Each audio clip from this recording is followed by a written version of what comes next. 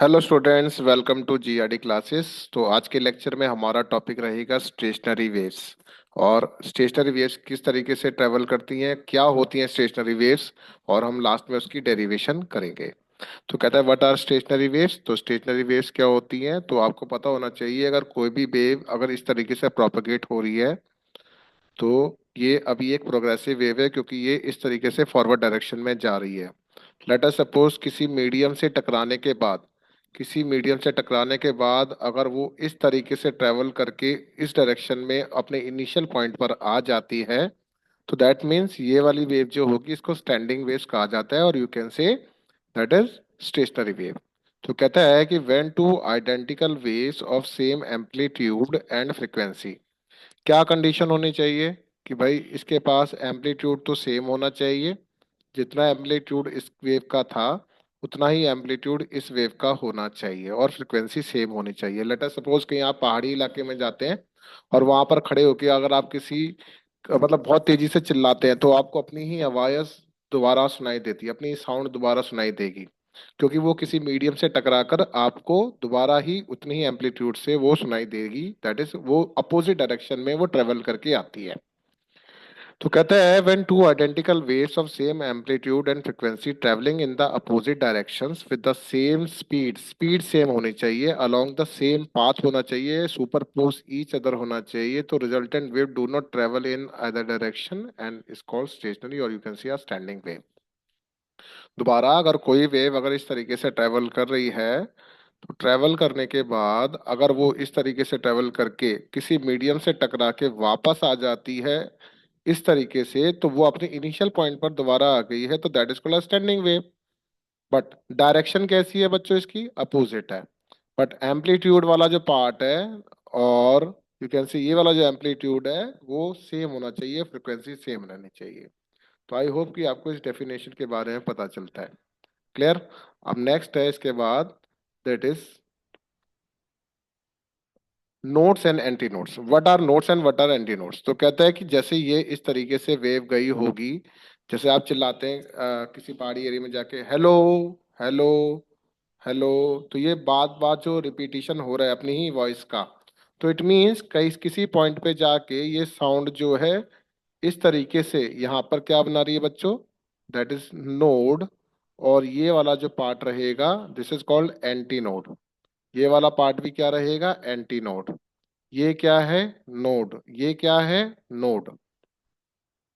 तो नोड को एन से रिप्रेजेंट कर लेते हैं और एंटी नोड को ए एन से रिप्रेजेंट करते हैं। तो कहते हैं कि the resultant wave keeps on repeating itself in the same fixed position.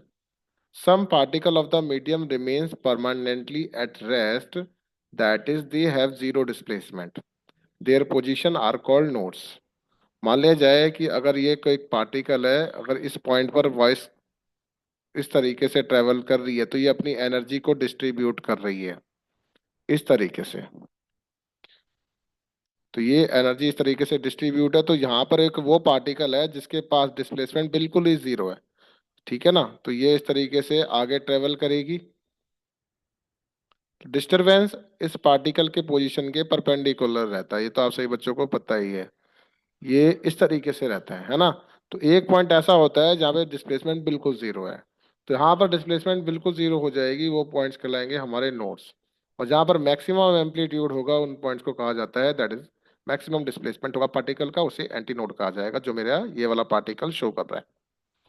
The position of nodes and antinodes do not change with time, in that is why such waves are called stationary और can say standing waves.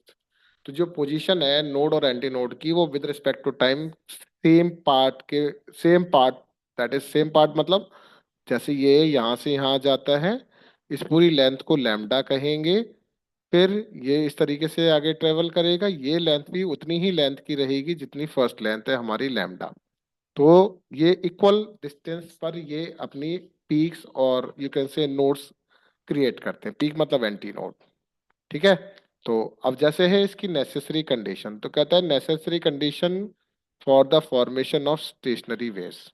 क्या necessary condition है, तो कहता है necessary condition के लिए हमें पता है कि A stationary wave cannot be formed from two independent waves traveling in the medium in opposite direction. Condition क्या होनी चाहिए, जहां से वेव उठी है और वो जिस मीडियम से टकराएगी वही वेव वापस आनी चाहिए, that is called same wave वापस आनी चाहिए।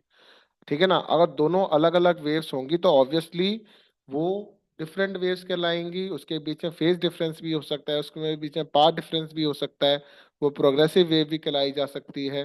तो वो वाला पार्ट इसमें नहीं होना चाहिए। तो stationary wave can not be formed from two independent waves traveling in a medium in opposite direction. In actual practice, a stationary wave is produced when a progressive wave and its reflected wave are superposed. ठीक है ना। किसी भी progressive wave जो इस तरीके से travel करी है तो वो ही इस तरीके से वापस आए, रिफ्लेक्ट होए, तो उसे हम क्या कहेंगे, दैट इज स्टेशनरी वेव। तो ये इसकी necessary condition.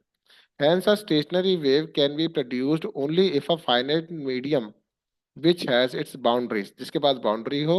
For example a string of finite length, let is suppose आपके पास एक गिटार है, उस गिटार की ये लेंथ है, ये स्ट्रिंग है जो आपने दो फाइनाइट लेंथ के अकॉर्डिंग इसमें बांध रखा है, तो ये हमारे पास एक फाइनाइट लेंथ है। ठीक है ना। और रॉड, रॉड के अंदर भी हम क्रिएट कर सकते हैं उसकी मॉडुलस ऑफ रिजिडिटी के अकॉर्डिंग उसमें स्पीड ऑफ साउंड को ट्रेवल करा सकते हैं। अ कॉलम ऑफ लिक्विड और a gas. Column of liquid मतलब जिसके अंदर हम डिप्रेसिंग फोर्स लगाएंगे तो उसके अंदर हम ऑसिलेट साउंड को क्रिएट करा सकते हैं। कहता है the wave reflected from the boundary is of same kind as the incident wave. मतलब सेम काइंड मतलब दैट इज सेम तरीके से वो जो वेव रिफ्लेक्टेड वेव होगी उसकी सेम बाउंड्री होगी, दैट इज उसकी लेंथ भी लैम्डा ही होगी। अगर वो लैम्डा की तरह प्रोग्रेस हो रहा है तो वो रिफ्लेक्ट करेगा सेम लैम्डा से। The incident and the reflective wave superpose each other continuously, same वही बात बता रखी है जो अभी हमने ऊपर डिस्कस करी है। और दो तरीके की, ये आपका एमसीक्यू में पूछे जाना वाला पार्ट है क्या, कि two types of stationery waves हैं। तो एक होता है ट्रांसफर स्टेशनरी वेव्स, एक होता है लॉन्गिट्यूडनल स्टेशनरी वेव्स। तो ट्रांसफर स्टेशनरी वेव्स में क्या है, तो कहता है व्हेन, यहाँ पे व्हेन होगा ये, तो कहता है when two identical transverse waves travelling in the opposite direction. तो यहाँ पर आ जाएगा हमारे पास डायरेक्शन। ठीक है। तो ये आपको याद रखना है। कहता है कि है ना, when two identical transverse waves travelling in the opposite direction overlap. Overlap हो जाना मतलब ट्रांसवर्स वो होती हैं जो क्रेस्ट एंड ट्रफ बनाती हैं इस तरीके से, है ना। ये क्रेस्ट है, ये इसका ट्रफ वाला पार्ट है। ये ओवरलैप हो जाएंगी तो ये ट्रांसवर्स स्टेशनरी वेव क्रिएट कर देंगी। ये कहाँ कहाँ यूज होती हैं, सोनोमीटर में और मेल्डिज एक्सपेरिमेंट में। लॉन्गिट्यूडनल वेव्स मतलब वो होती हैं जिसके अंदर कंप्रेशन और रेयरफेक्शन होता है। When two identical longitudinal waves travelling in the opposite direction, तो यहाँ पे नोट्स एंटी नोट्स क्रिएट होते हैं। जैसे इस बांसुरी एक एग्जांपल है, वन ऑफ द बेस्ट, जिसके अंदर इस तरीके से एग्जांपल हम कहाँ देख पाएंगे, रेजोनेंस एपरेटस में, ऑर्गन पाइल्स में। ठीक है ना। और ये कुंट्स ट्यूब में होता है। ठीक है ना। तो इस तरीके से ये एक्सपेरिमेंट लॉन्गिट्यूडनल वेव्स के अकॉर्डिंग नजर आएंगे। अब हम करते हैं स्टेशनरी वेव की डेरिवेशन। तो हम स्टार्ट कर रहे हैं, that is derivation of stationery waves. तो डेरिवेशन ऑफ स्टेशनरी वेव्स में हमारे पास क्या है कि कंसीडर टू साइनसॉइडल वेव्स जिनका एम्पलीट्यूड सेम होना चाहिए और फ्रिक्वेंसी सेम होनी चाहिए। तो आई रिक्वेस्ट फ्रिक्वेंसी और एम्पलीट्यूड आप ध्यान रखना कि ये वाला पार्ट आपका सेम रहना चाहिए। Travelling along a long string in opposite directions, the waves travelling along the positive x direction can be represented as. अब इस चीज को समझने की कोशिश करें। अगर वेव लेटर सपोज ए पॉइंट से स्टार्ट होती है और इस तरीके से प्रोपोगेट करते हुए ये प्लस एक्स एक्सिस की तरफ जा रही है, तो we can use y one equals to A sine omega t minus k x लेंगे। ठीक है। जब वो पॉजिटिव एक्स एक्सिस में जाएगी तो that is we can take क्या, plus minus of k x. K is the wave number where k जो होता है बेटा वो 2 पाई बाय लैम्डा होता है। और जो y2 है जब ये इस तरीके से प्रोपेगेट करते इस उल्टी डायरेक्शन में आएगी तो ये वो है जो मीडियम से कहीं से टकरा के वापस आ रही है। तो ये कहाँ से आ रही है, दैट इज पॉजिटिव से नेगेटिव डायरेक्शन में आ रही है। तो we can take A equals to omega t plus k x.